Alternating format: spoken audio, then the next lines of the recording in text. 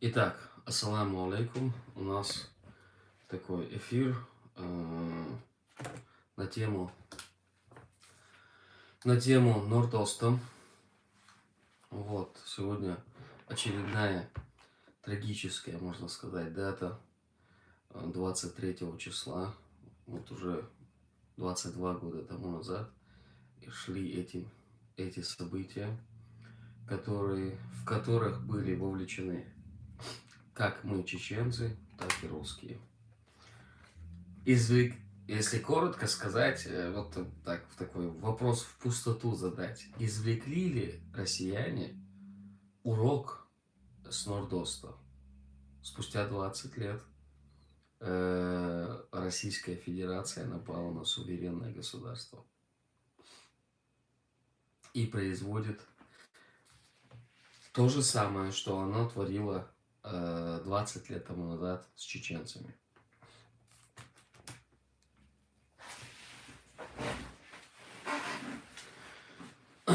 Прежде чем начать эфир и развить эту тему про Нордоста, мне бы хотелось сейчас вспомнить своего друга. Его звали Сулумбек. Я с малых лет вырос с ним. Он был один из моих лучших друзей. Мы очень... Это был настоящий друг, на самом деле. 23 числа, рано утром, в 4 часа утра, 4 где-то около 4 часов утра, ворвались к нему домой федералы, ворвались к нему домой, забрали его и его младшего брата. И с тех пор они числятся без вести пропавшими. Уже 22 года они без вести пропавшие.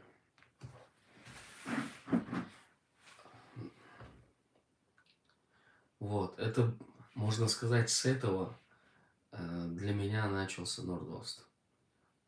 У каждого, я уверен, у каждого из нас Нордост начинался с определенных событий, обстоятельств, людей. Вот у меня начался он именно с похищения моего друга федералами. Вот.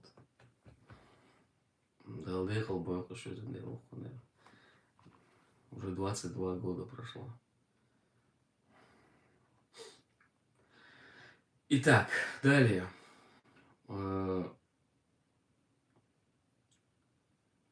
Очень много сказано про Нордост. Очень много рассказано про Нордост. Очень много выслушано российскую сторону. Российская сторона рассказывала. Очень много рассказано про потерпевших, ну, выживших, имеется в виду, их родственников. Много-много всего сказано касательно Нордоста. Но единственная, одна сторона, чеченская сторона, она до сих пор не озвучена никем. Она не обсуждена, не разложена по полочкам. Чеченскую сторону просто взяли и грубо заткнули. Вы террористы и точка. С террористами не разговаривают и все. До сих пор, пусть да, сейчас Россия как бы разделилась на оппозицию, которая против Путина, и путинскую. Я могу понять путинскую Россию, почему они не хотят разбираться, как так случилось, что случился Нордост. Эти так называемые террористы не появились вдруг, откуда-то не появились. И тем более, когда они захватили это строение, это здание, они не выдвигали никаких финансовых или каких-то личных требований. Единственное требование, которое было, это остановить войну в Чечне. Вот, поэтому очень, очень важно, чтобы чеченская сторона, во-первых, начала говорить, во-вторых, была услышана.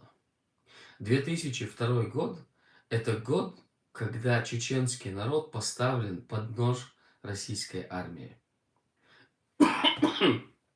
Это то время, когда российская армия в активной фазе убивает чеченский народ. Это сейчас уже пытаются выдать, что российская армия не воевала против чеченского народа, российская армия воевала против какой-то там группы террористов, каких-то наемников и т.д. Неправда. 2002 год, те, кто... Я тогда дома находился, и много чеченцев находились дома, они скажут вам то же самое. Российская армия уничтожала чеченский народ. Уничтожала всеми возможными и невозможными способами. Нас убивали, жгли, взрывали, разрывали, закапывали живем. С нами российская военная машина осталась один на один с нами, и под трусливым наблюдением мирового сообщества нас просто тотально уничтожали. И когда происходит такое событие, как Нордост, Беслан или что-то, Буденновск, мы не удивляемся этому. И не удивляются те, кто хорошо знаком, что происходило на территории Чеченской Республики. Как именно уничтожала чеченский народ российская армия. Поэтому никаких вопросов касательно Нордоста, Беслана, Буденновска не возникает. Они все отпадают. Потому что Россия смогла собрать в лице российской армии всех садистов, убийц, насильников, мародеров и дать им в руки максимум оружия и сказать им: делайте что угодно, творите какой хотите беспредел, мы вас прикроем. Что они и делали. Вспомните 2002-2001 год. Вспомните, в каком состоянии был чеченский народ. Вы помните? Есть один доклад у правозащитников 2004 года, кажется, если не ошибаюсь. Он озаглавлен очень четко и емко озаглавлен: в атмосфере страха. Вот в этом страхе, вот в этой атмосфере находился весь чеченский народ.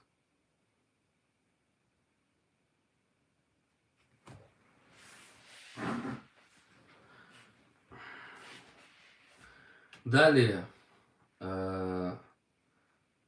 у Шамиля Басаева была такая, что-то вроде идеи фикс: разбомбить, сжечь, уничтожить Кремль. То есть он считал это источником зла. А сейчас, помимо чеченцев, сейчас и украинцы понимают. Сейчас и украинцы понимают, что источником зла является Кремль.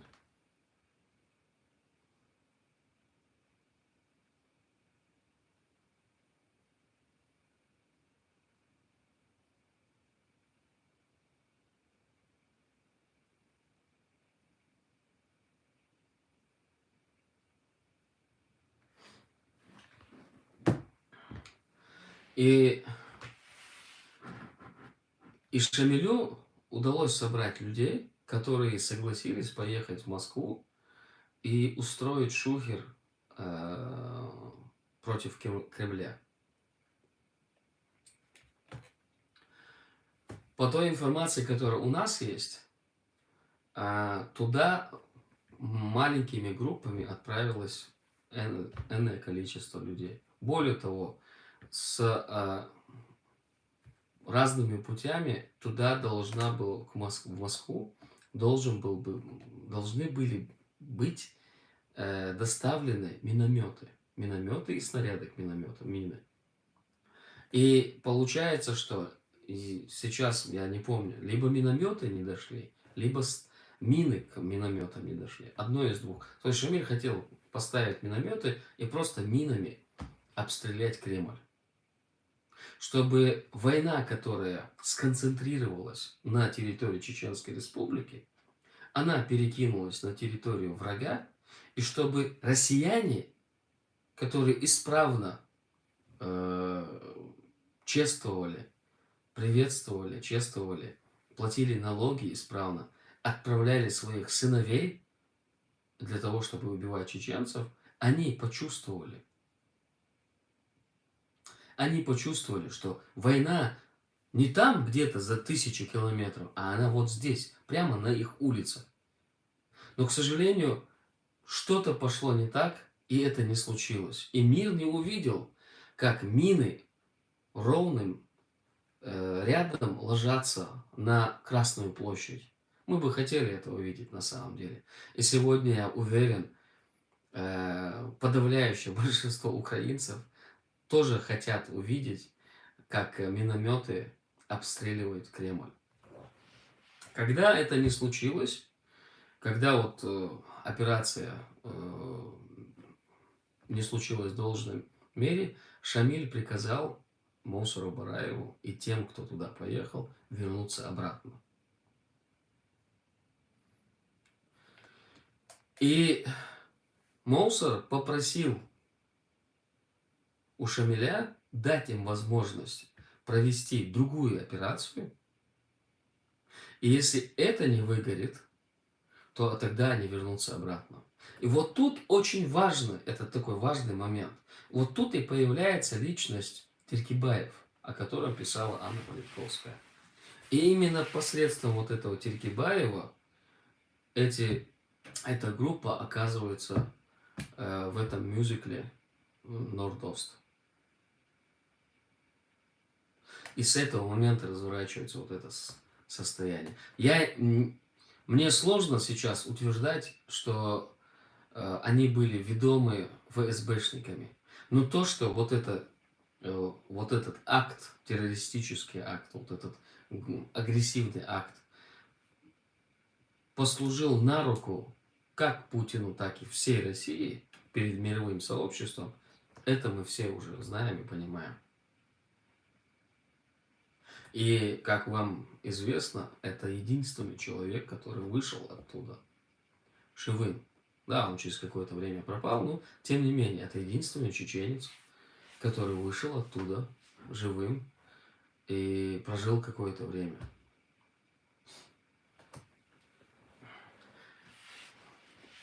Почему у меня мысли так больше всего склоняются к тому, что это была спланированная акция, то есть не спланированная, а контролируемая акция, куда вот этот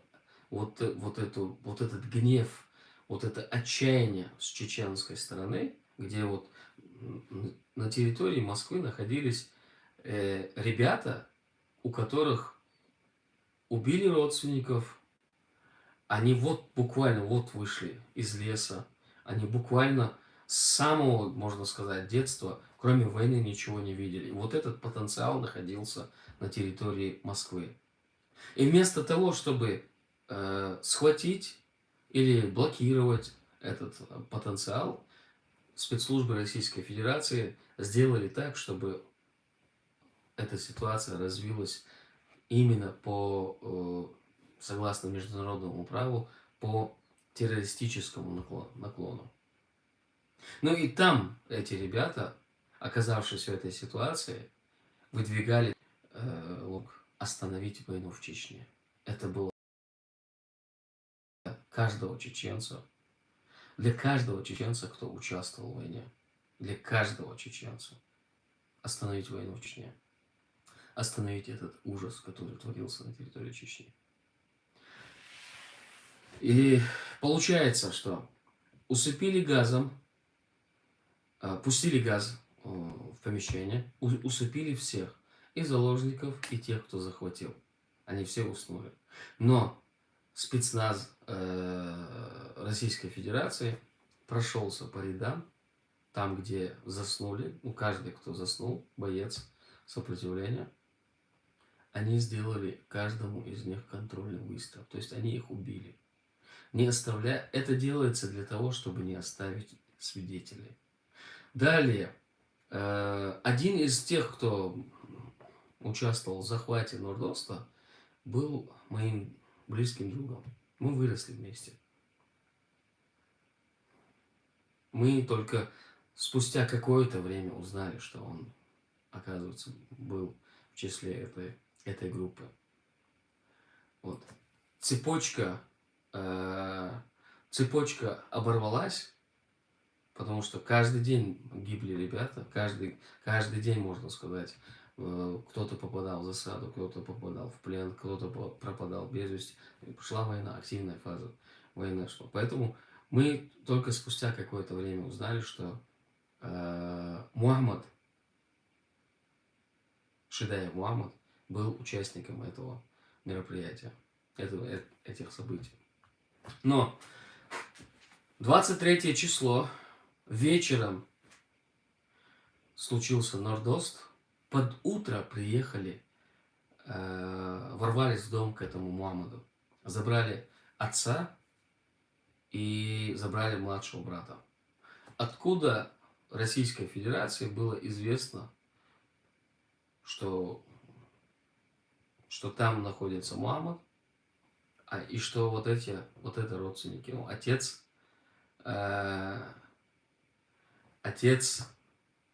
и брат этого Мухаммада, кто находится... Вот только случился Нордост. Откуда это им было известно?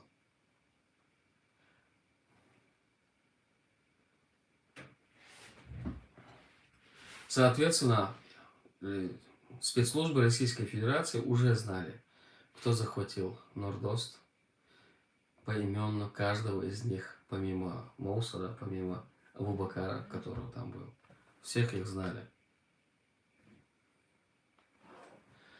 Соответственно, террор против чеченского народа, он еще сильнее усилился. Потому что это все было под контролем. И это контролировало ФСБ, спецслужбы Российской Федерации. Мы оказались разменной монетой. Мы оказались разменной монетой в этой ситуации.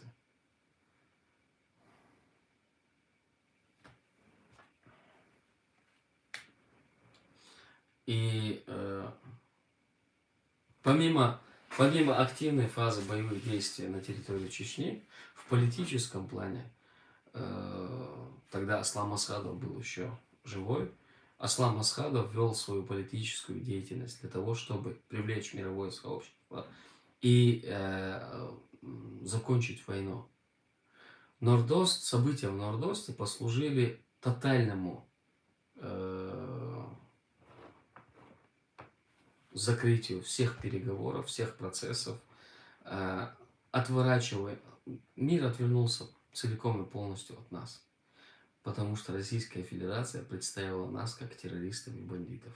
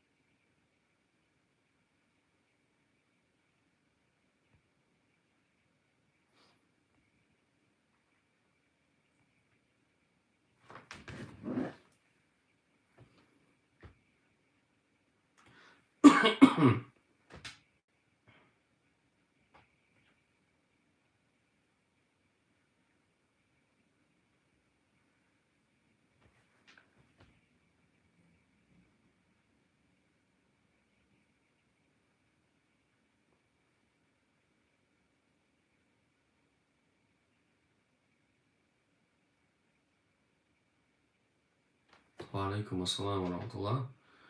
Так, почему после Нордоста Путин запретил выдавать тела так называемых террористов? Тебя это не наводило на какие-то вопросы? Может, террористы вовсе не террористы? Да, именно с событий Нордоста Государственная Дума приняла закон о том, что тела так называемых бандитов-террористов не выдаются. И это началось именно с Нордоста. Ни один из тех, кого они убили в Нордосте с нашей стороны, ни одного из них не выдали. и они похоронены где-то в безымянных могилах.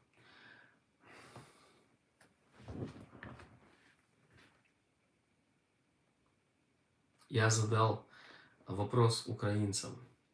Считают ли украинцы вот сейчас через призму войны России против их государства, против украинцев, считают ли они сейчас тех, кто захватил Нордост, террористами? И кто является истинным террористом для них сейчас?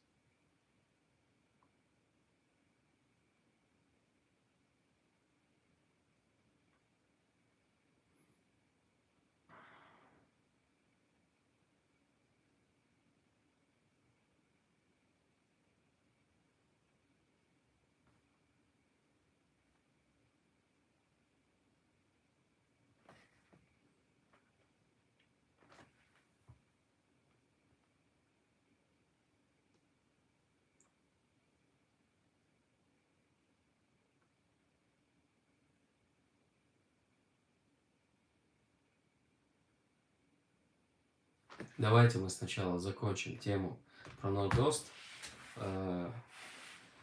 Ни один ичкерийский политик, ни один чеченский политик с нашей стороны, ни один активист, ни один воин, никто сегодня не озвучил тему Нордоста. Это не позорная страница нашего народа, это последствия той варварской войны, которая производила Российская Федерация против чеченского народа. Мы не можем сделать так, чтобы российская общественность, российская сторона заклеймила каждого, кто рискнул своей жизнью, отправился в Москву для того, чтобы показать, что из себя представляет война, которую развязала Российская Федерация. Мы не можем заклеймить их и заклеймить их клеймом террориста, бандита или что-то в этом роде. Это люди были из нас, они, например, мой друг там был, друг другого там чеченца был, родственник там был, отец был, там, возможно, даже мать была чья-то. Эти люди из народа, вышли из народа, рискнув своей жизнью для того, чтобы попытаться остановить эту бойню.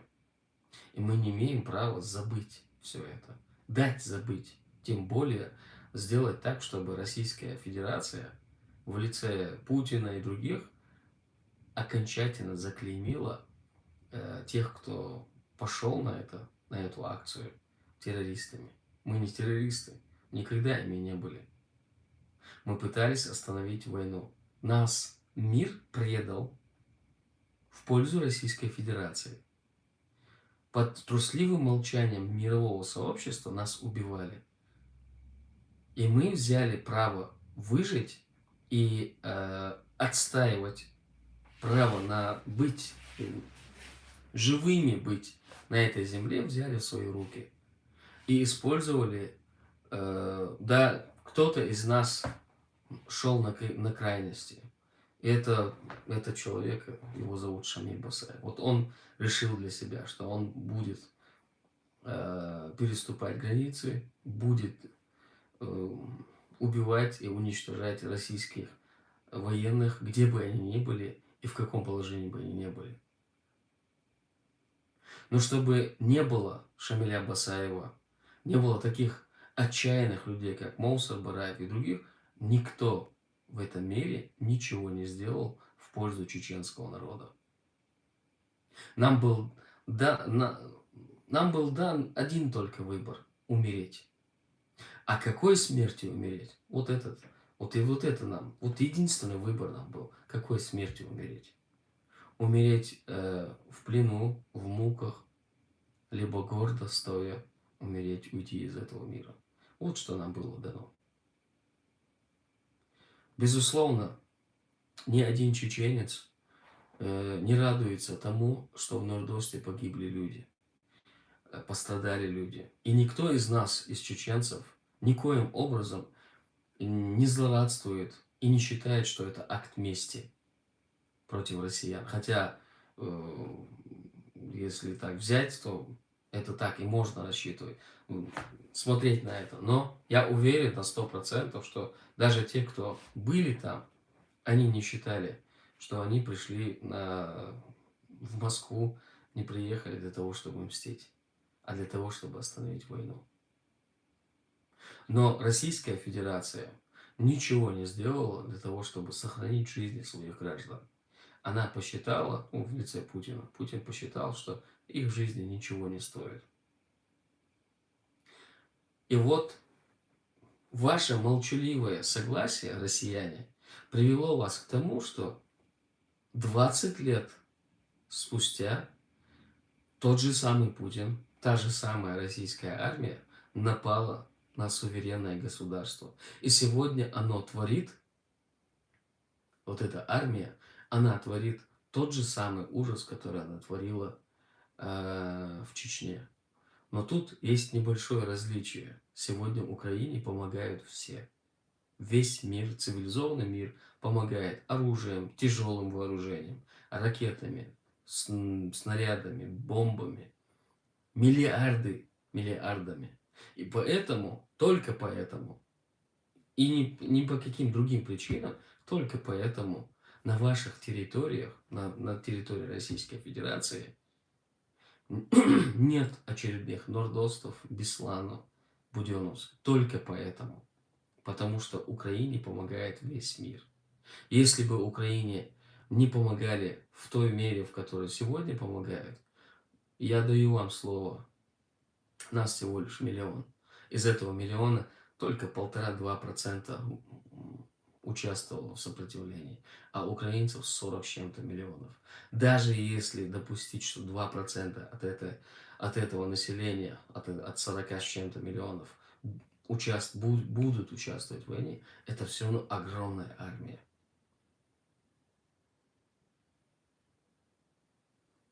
Делая зло, Российская Федерация получает зло. В разы сильнее зло получает.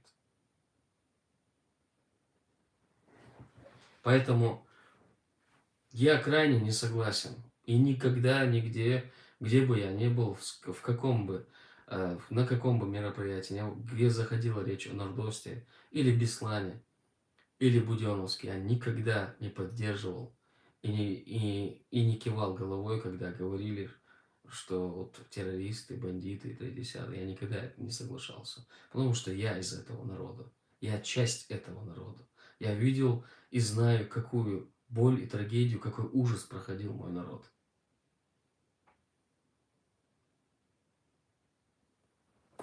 И никто из чеченцев не должен позволять. Мы никогда не были ни бандитами, ни террористами. Мы защищали свою родину. И когда нам было дано право умереть, мы выбрали достойную смерть.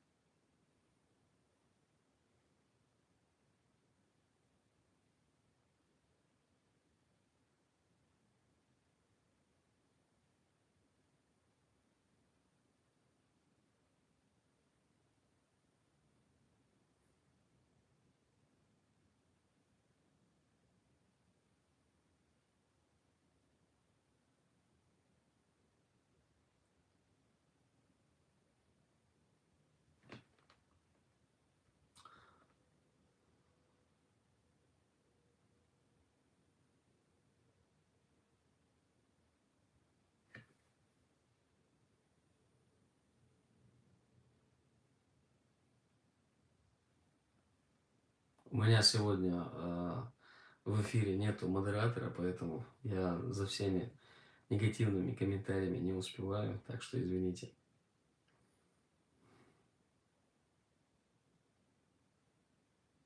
Так, Политковская брала интервью у чеченца, который вышел из Нордоста, Теркибаев. Именно про этого чеченца я говорю, что я склонен полагать, что именно этот человек и подвел через российские спецслужбы, подвел эту группу людей во главе с Мусором Бараевым к захвату Нордоста. Потому что, ну, сами посудите, только из войны, только из леса, только из этого ужаса приехали в Москву. Откуда они могут знать про Нордост, про мюзикл, про какой-то спектакль или что-то? Потому что с самого начала, как бы в голову подавляющее большинство тем, кто участвует в войне, в голове сидит Государственная Дума, Белый дом, Дом правительства или что-то вот такое. Если бы Мусор Бараев руководствовался бы без каких-то наущений, я уверен, что он бы выбрал именно Государственную Думу или что-то такое, государственное что-то, где реально сидят чиновники Российской Федерации, а не мюзикл. Я уверен, что мюзикл был выбран именно спецслужбами Российской Федерации для того, чтобы максимально в негативном формате показать чеченское сопротивление.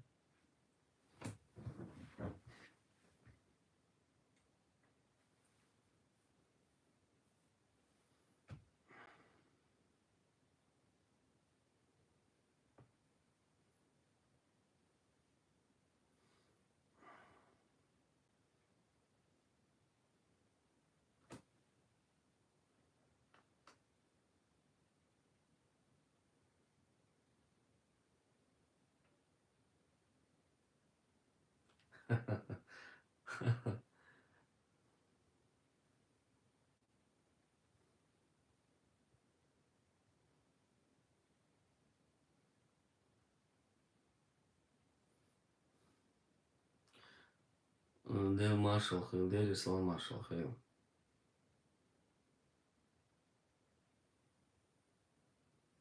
Я читаю ваши комментарии.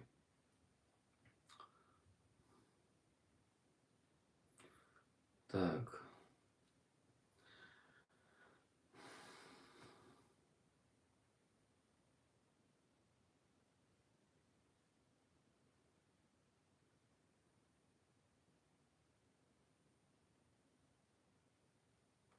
Так, вы чего несете? У меня подруга с сестрой там были. И там были те, кого ты оправдываешь. Да, там был мой друг. Один из тех, кто участвовал в захвате, был моим другом. Мы вместе выросли. Я, кажется, очень ясно, внятно объяснился, что чеченцы не являются террористами, ни бандитами. Ни один чеченец не радуется смерти, даже если это наш враг, явный враг, кто вот проливал чеченскую кровь. Когда страдают их дети, жены, там, старики или что-то, мы абсолютно не радуемся этому. Я еще раз, этот эфир посвящен тому, чтобы подчеркнуть правду от чеченской стороны и сказать, что была распланирована акция, эта акция провалилась, и с момента, как был дан приказ вернуться обратно Шамилем Басаевым, в этот момент к этой группе примыкает Теркибаев, и с этого момента вот этот случается Нордост. Я считаю, что это спецслужбы Российской Федерации сделали для того, чтобы максимально в негативном формате показать чеченское сопротивление.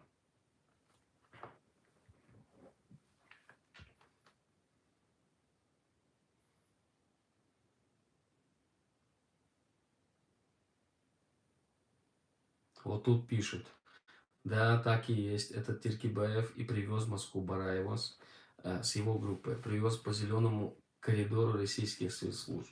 У меня есть даже информация, что некоторые из тех, кто участвовали в этом захвате, приехали со своим оружием. Из Чечни приехали со своим оружием. Именно с тем оружием, с которым они воевали в Чечне.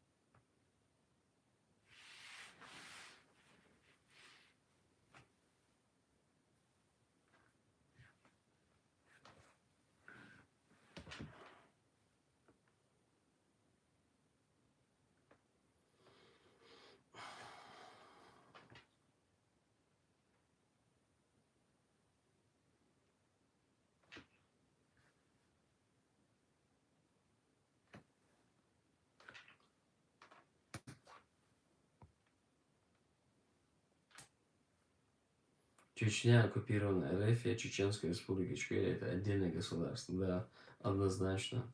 С 91 года Чеченская республика, независимое государство. Много раз видел, как пишут российские либералы, даже пишут. Ладно, я могу понять российские чиновники и те россияне, кто за Путина, пишут, что Чечня вышла из состава Российской Федерации.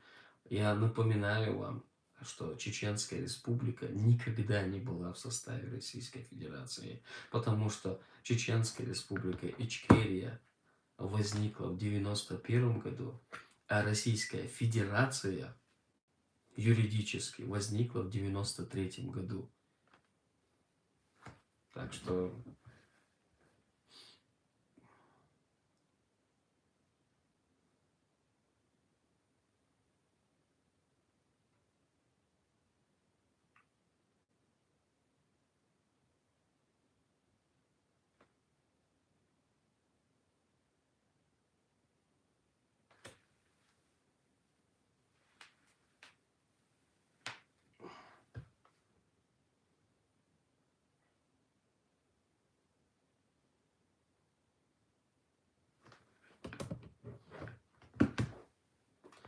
что вот такие дела.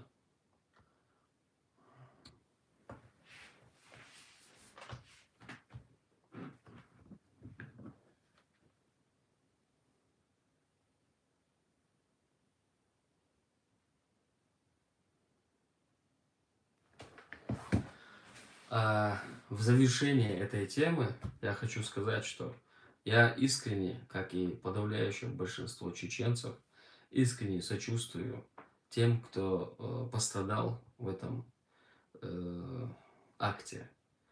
И соболезную тем, кто погиб именно со стороны заложников. И пусть самая высокая степень, которую может получить воин, защищающий свою родину, пусть именно эту степень получит каждый из тех, кто поехал на эту акцию и пожертвовал своей жизнью.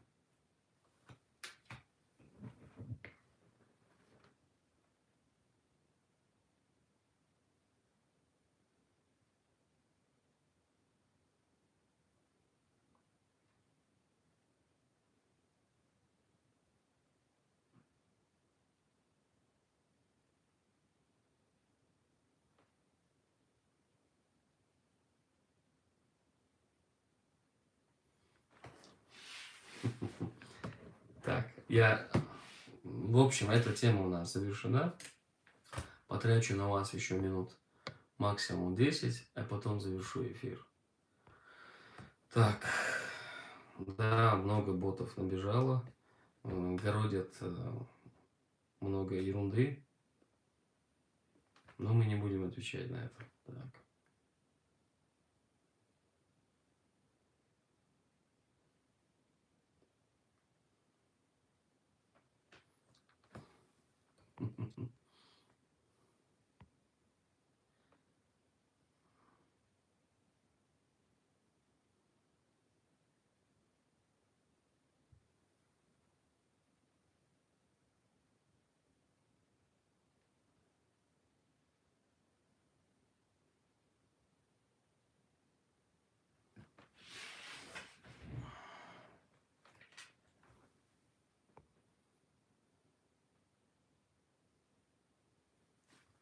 Ва алейкум ассалам ва рахматуллах. Амин. Мусул с какой Аллаху алаш.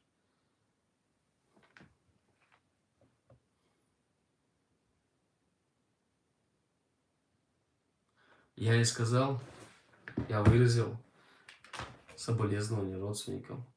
Чем ты слушаешь, я не знаю.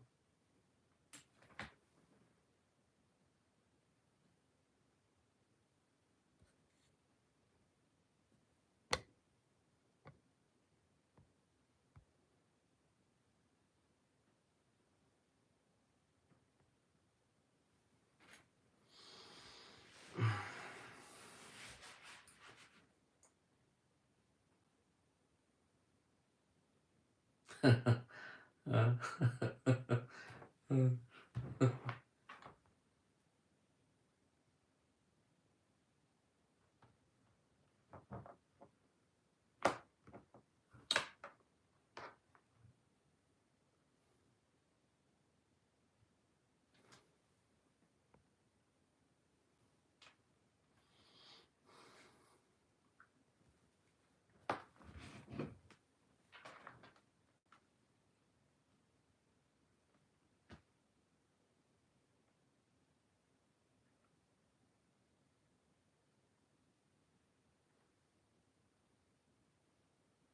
Я не увидел вопрос, задай его заново.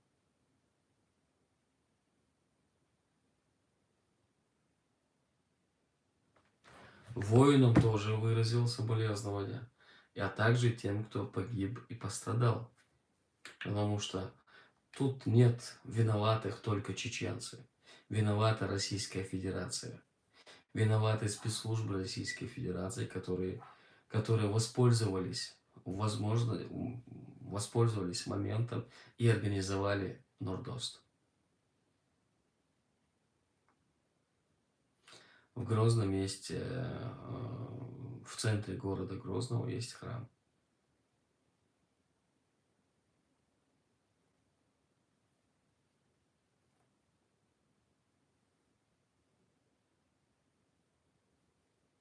Да, именно там, где он всегда и был.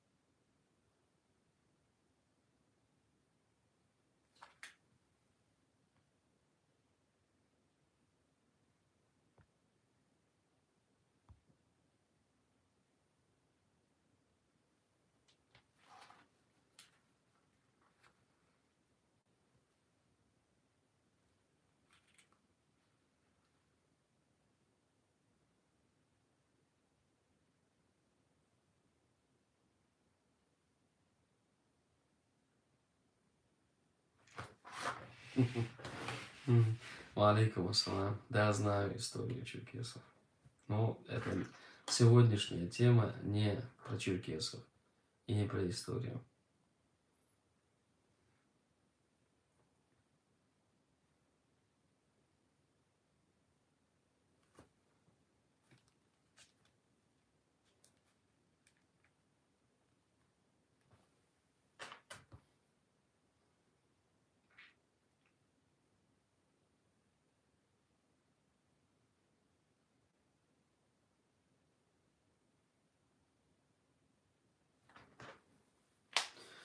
Так, я думаю, на этой ноте можно будет завершить эфир. Итак,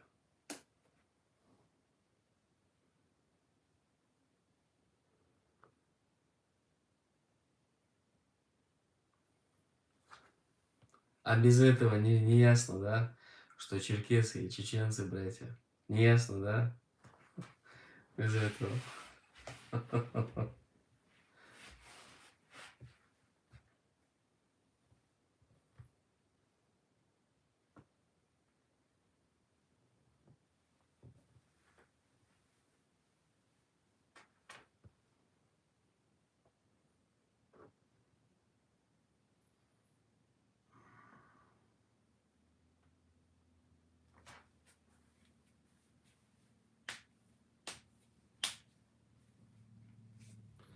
Так, я завершаю эфир.